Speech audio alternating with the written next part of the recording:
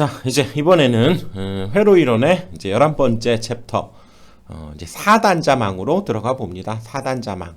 자, 4단자는 그렇죠? 4단자는 이렇게 이쪽에 두 개의 단자가 있어서 얘가 입력 역할을 하게 되면 그렇죠? V1과 I1 이렇게 들어가게 되면 이쪽으로 이제 나오는 출력 쪽이 있어서 그렇죠?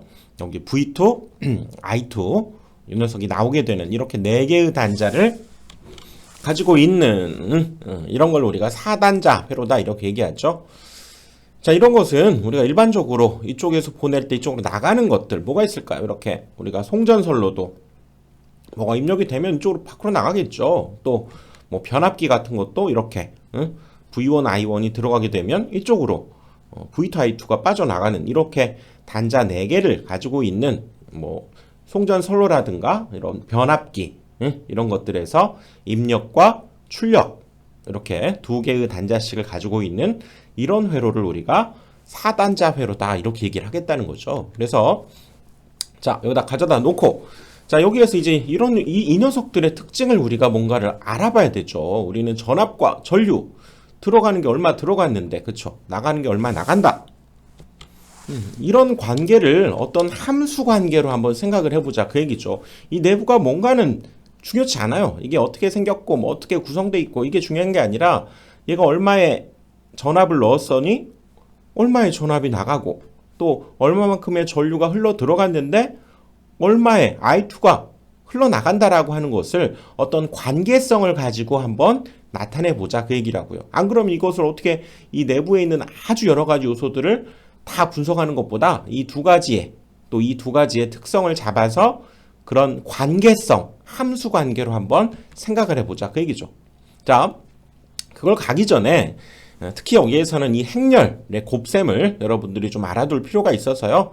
한번 뭐 오랜만에 해보시는 분들을 위해서 그리고 행렬을 또 처음 해보시는 분들 위해서 한번 연습 한번 해보고 갑시다. 이것은 뭐 전기 수학에 또 나와 있으니까요. 행렬 강의 참고해 주시고요.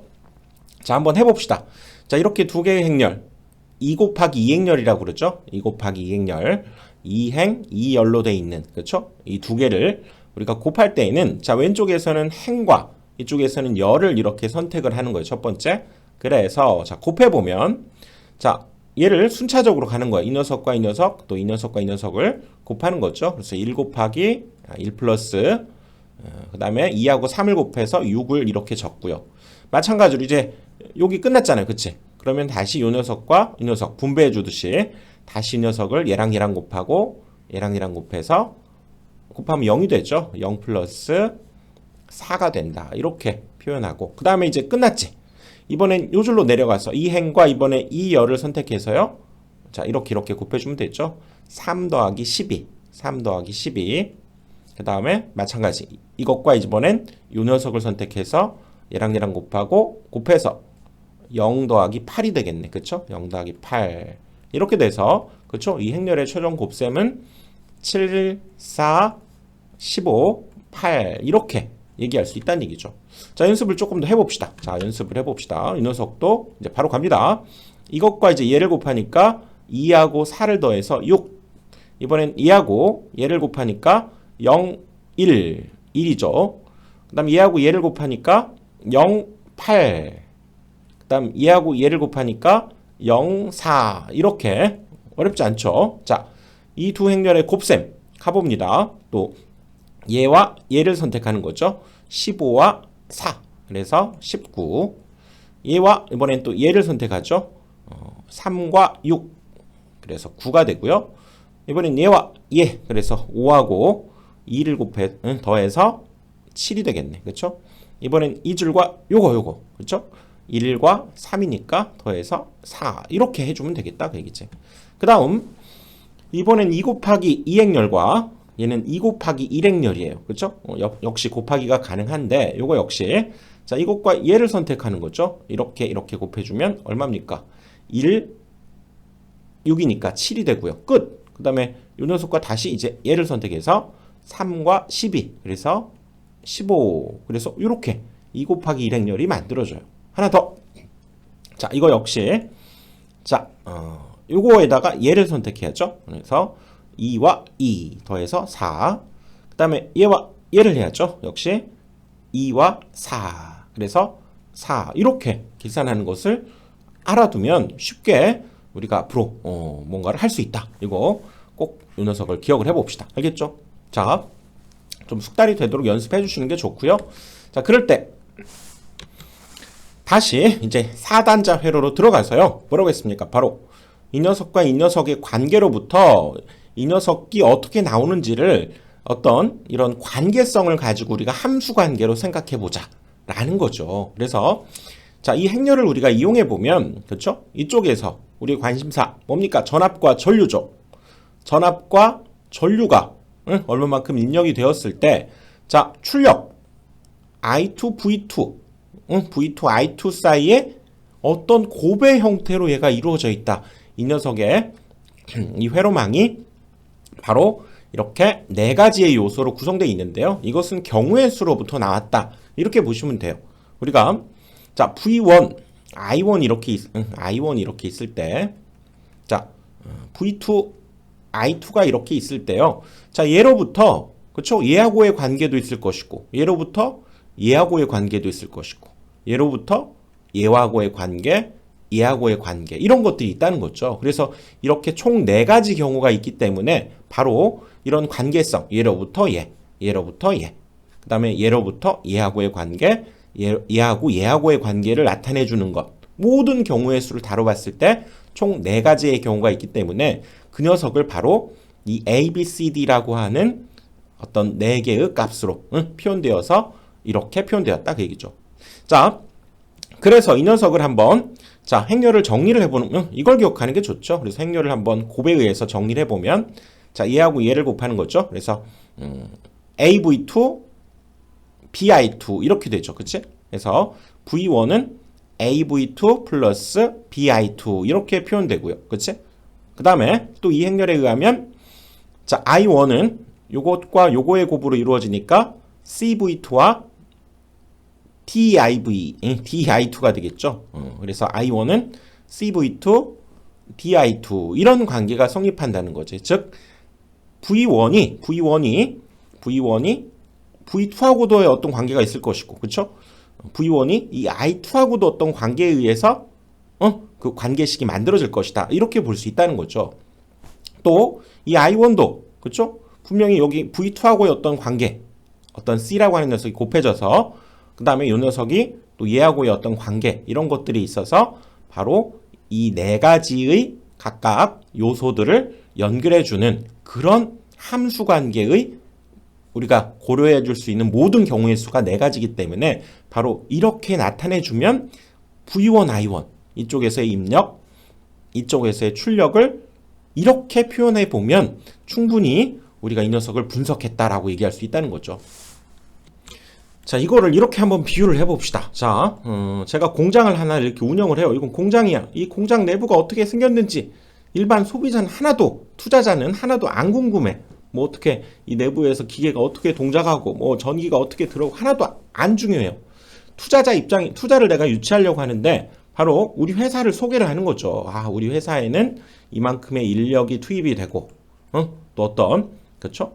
재료를 가져다가 이렇게 우리 공장에다가 이렇게 2가지 요소, 재료와 그렇죠? 인력을 투입해서 공장에다가 이렇게 거쳐서 나오면 어떤 제품이 나온다는 거죠. 오호, 내가 만들어내는 우리 공장에서 만들어내는 제품이 나오는데 그거 말고도 우리 회사는 뭐 안정적이고 어떤 회사가 유지되는 데 있어서 상당히 탄탄하다라고 하는 그런 4가지 성질을 가지고 내가 투자자한테 설명한다고 합시다. 이 공장 내부를 설명하는 게 무슨 의미가 있을까요? 그치? 우리 공장에는 뭐 모터가 12대가 있고 이런 게 필요가 없다는 얘기죠. 아, 우리 회사에는 이만큼의 아주 인력이 아주 고급 인력이 존재하고 좋은 재료를 가지고 공장에다가 딱 들여보냈더니 이렇게 성능이 우수한 제품이 나오면서도 회사 분위기도 좋고 또 인력들한테 충분하게 복지도 제공하면서 탄탄하게 돌아가서 수익이 굉장히 많이 난다. 수익이 100%가 난다. 이렇게 설명을 하면 아, 투자자들이 확 알아듣겠죠. 뭐 이 공장 내부 뭐가 중요해? 바로 그런 관계성을 설명하는 거죠. 자, 우리는 이런 인력을 투입해서 이런 인력의 요소 때문에 이런 제품이 잘 만들어지고 또 이런 인력들한테 어떻게 복지시설을 잘 또 제공을 하면서 이 사람들이 안정적으로 잘 유지가 되는지 이런 관계성. 그 다음에 재료가 좋아야 또 제품이 잘 만들어지죠. 그치? 그쵸? 그리고 재료가 또 좋으니까 그것으로부터 소비자들한테 잘 이미지가 좋게 되면서 회사가 잘 유지가 된다라고 하는 어떤 이런 관계성들을 바로 총 4가지의 경우가 있다는 거지. 이것을 인력에다가는 인력을 우리가 V라고 합시다. 재료를 I라고 합시다. 제품을 V2라고 합시다. 이 녀석을 I2라고 했을 때 이런 관계성을 보기 쉽게, 그쵸?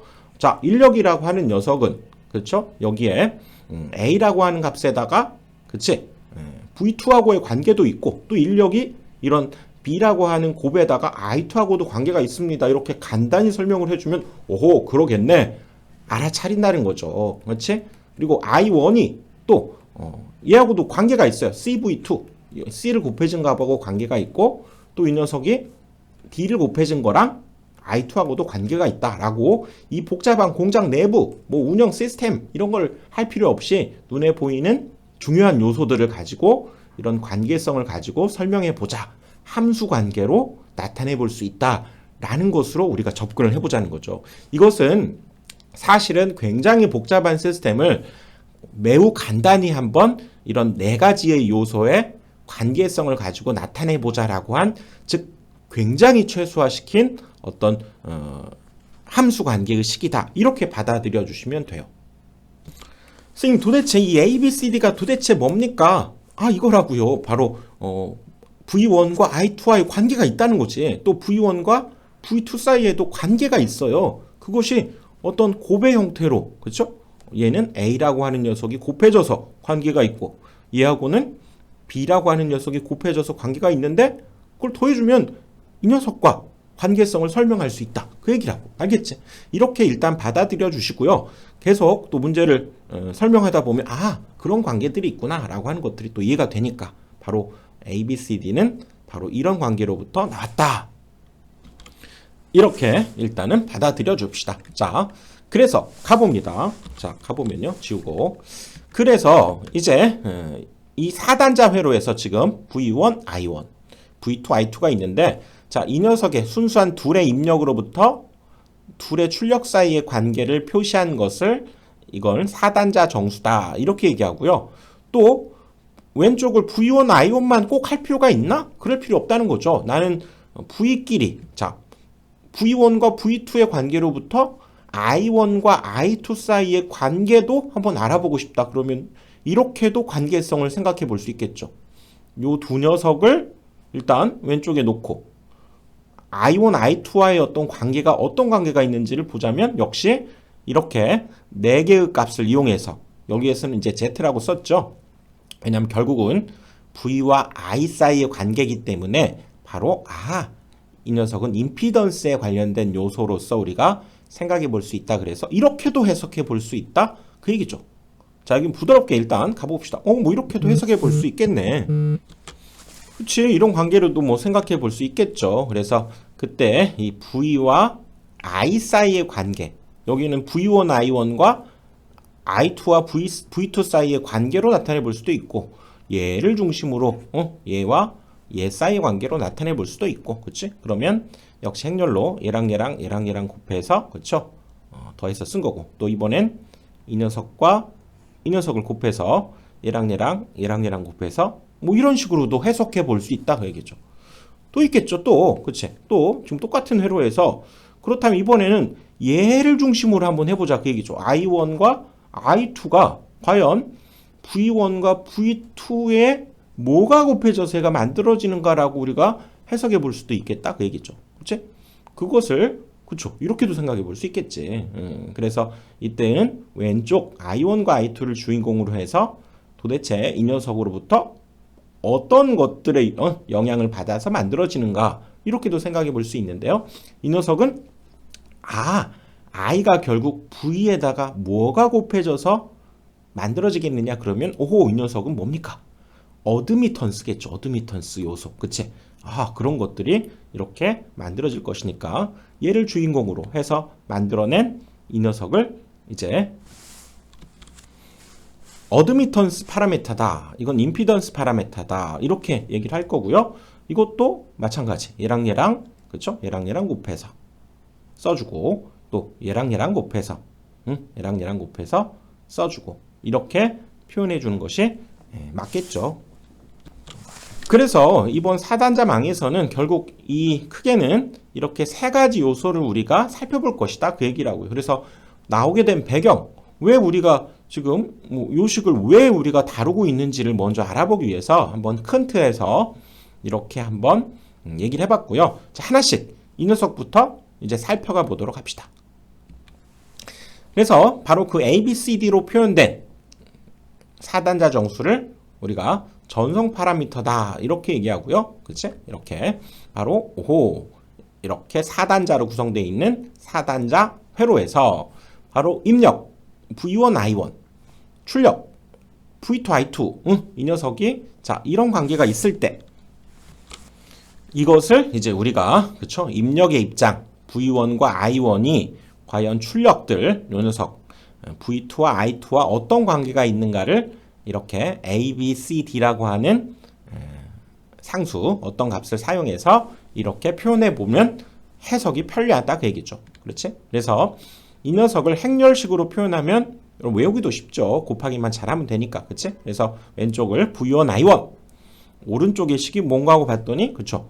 V2, I2의 A, B, C, D 형태로 A, B, C, D 이런 형태로 표현되어서 얘랑 곱해서 만들어낸 식 하나. 이 녀석이 V1. 그 다음에 I1은 얘와의 곱이죠. 그치? 그래서 CV2, DI2로 표현돼서 만들어진 식 하나. 이렇게 표현된 ABCD를 바로 4단자 정수. 이렇게 얘기하고요.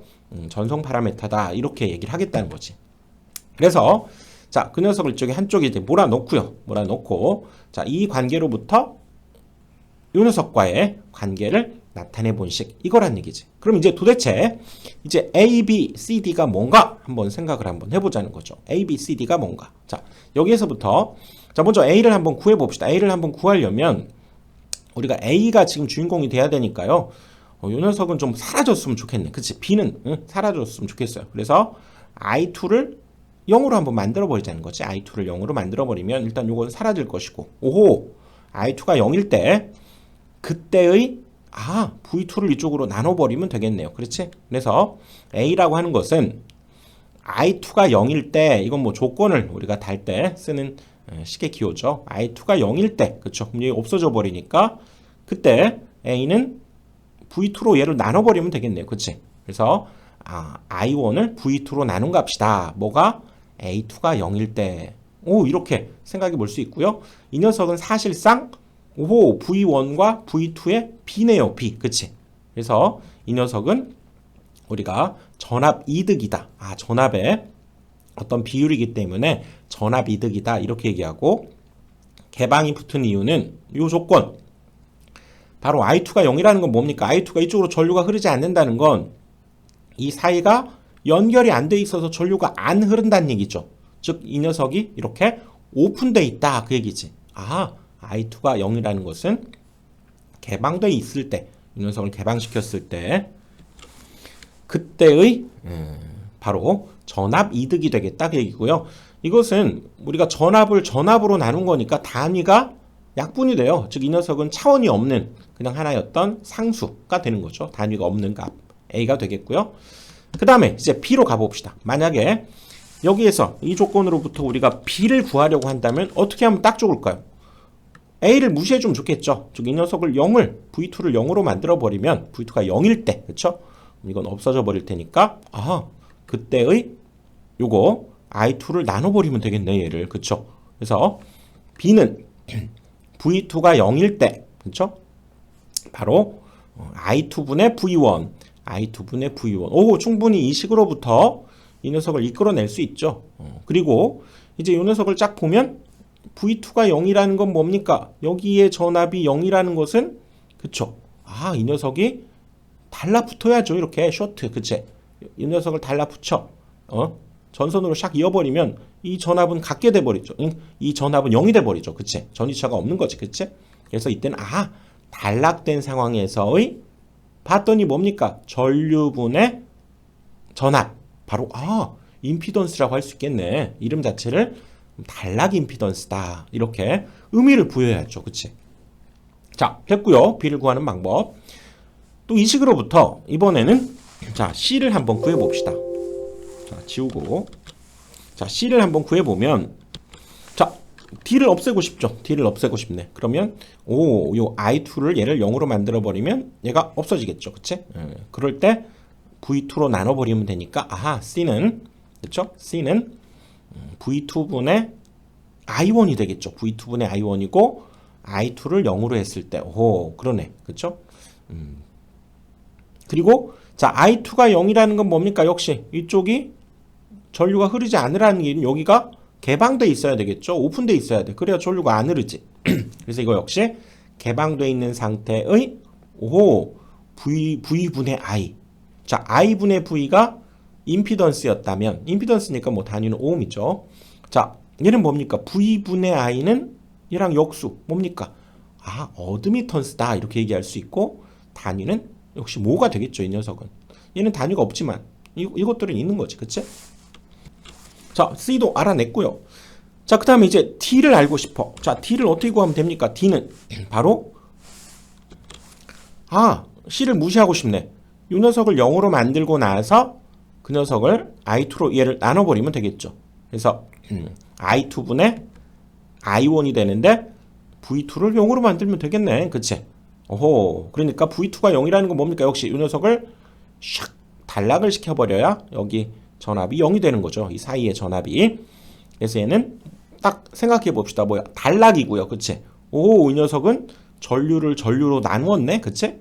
그러면 단락되었을 때의 이것도 전류 이득이다. 자, 암페어를 암페어로 나누면 단위는 없죠. 차원이 없는 거지. 그치? 그래서 얘는 역시 단위가 없다라고 얘기할 수 있죠.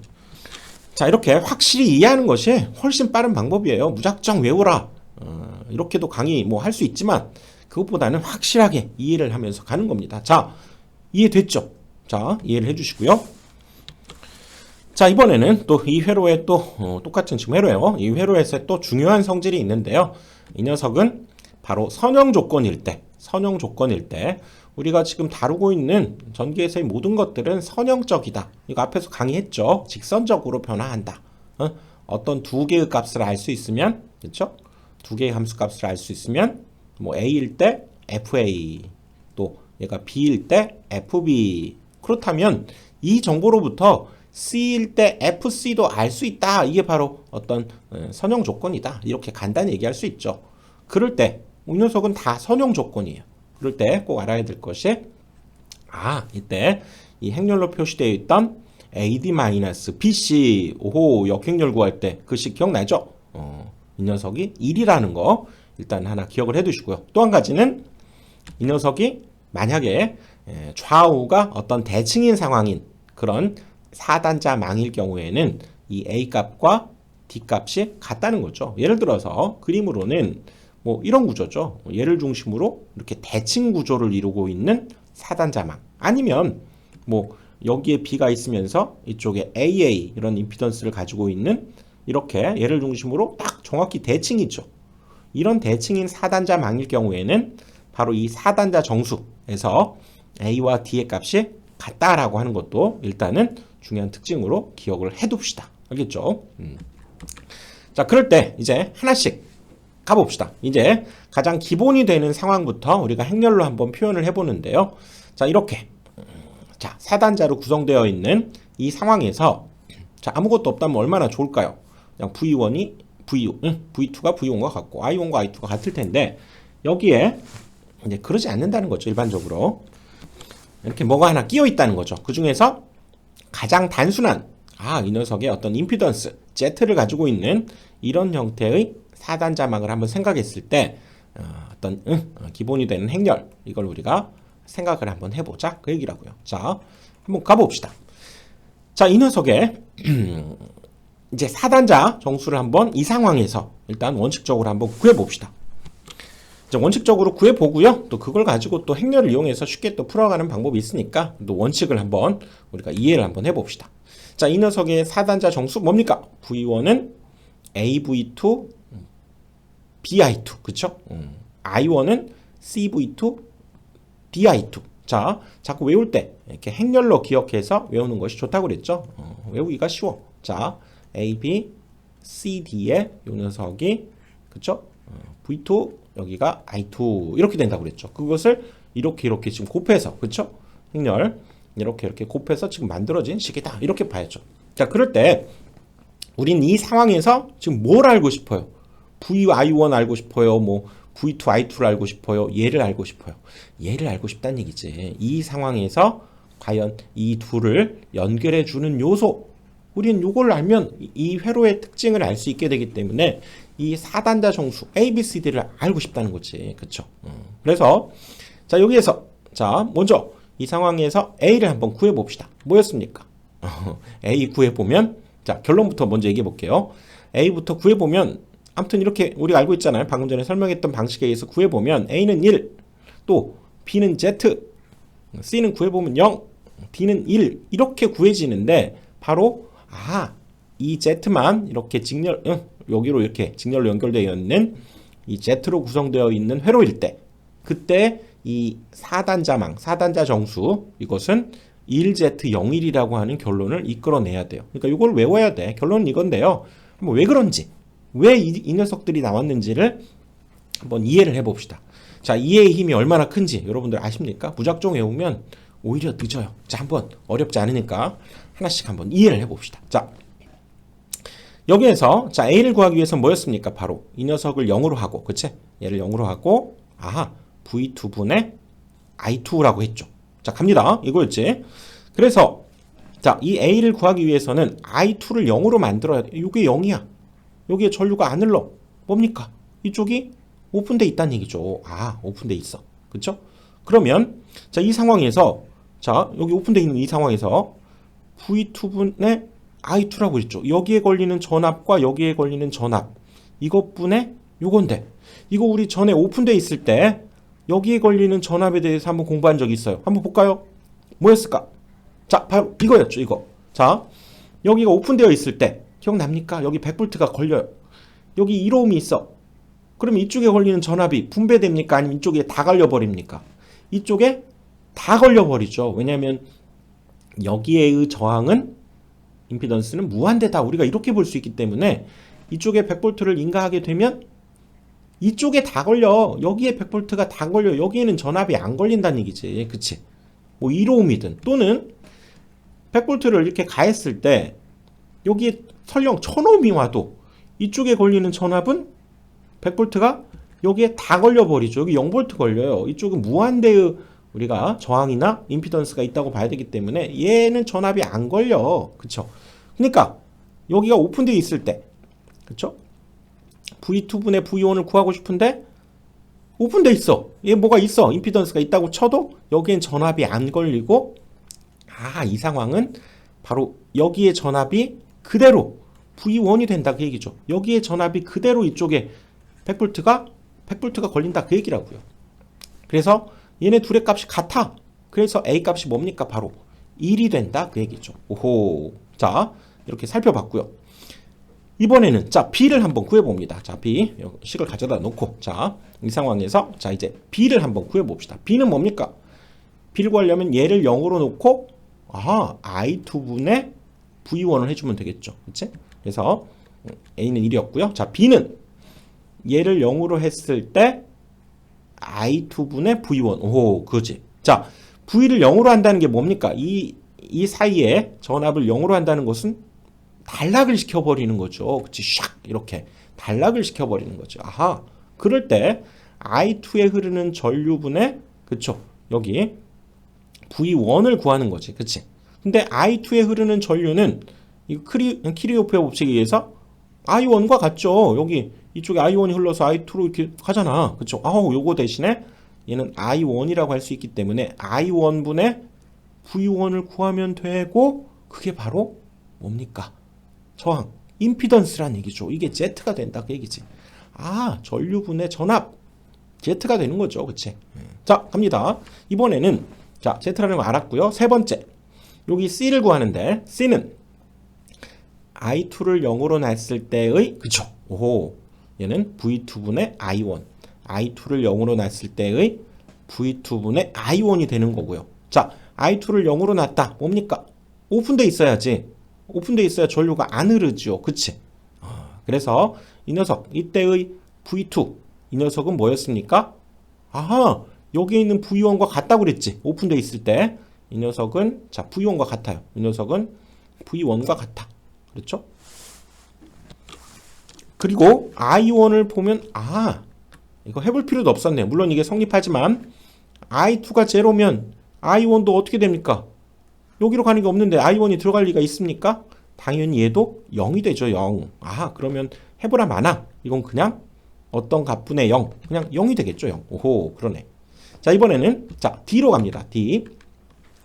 자, D를 구하려면 이 녀석을 0으로 놔야죠. V2를 0으로 했을 때 I2분의 I1. 그쵸? I2분의 I1. I2분의 I1. 이렇게 됐죠. V를 0으로 했을 때 I2분의 I1. 자, 0으로 놨다는 건 뭡니까? 여기에 전압이 없다는 것은 단락을 샥 시켜버리는 거죠. 오호, 단락을 시켜버리는 거야. 그럴 때 I1과 I2는 어떻게 됩니까? 값이 같죠. 이 녀석과 이 녀석은 값이 같아. 키르호프의 법칙 같지? 그치? 그러니까 얼마? 1이 되는 거죠. 이렇게 해서 바로 A, B, C, D의 그쵸? 이 4단자 정수를 우리가 구해냈다 그 얘기죠. 이 A, B, C, D의 4단자 정수는 바로 1, Z, 0, 1이 되었다 그 얘기죠. 자, 이해됐죠? 그렇다면 이제 한번 이해됐으면 외워봅시다. 이렇게 생긴 회로에서 임피던스 Z가 있으면 이 녀석을 나타내주는 4단자 정수는 1Z01이라는 거. 그렇지? 자, 그래서 이번 강의는 좀 길어지니까요. 여기까지 하고 또 바로 이어서 다음 강의에서 이제 이걸로 들어가 봅니다. 이제 자, 이번 강의는 여기까지.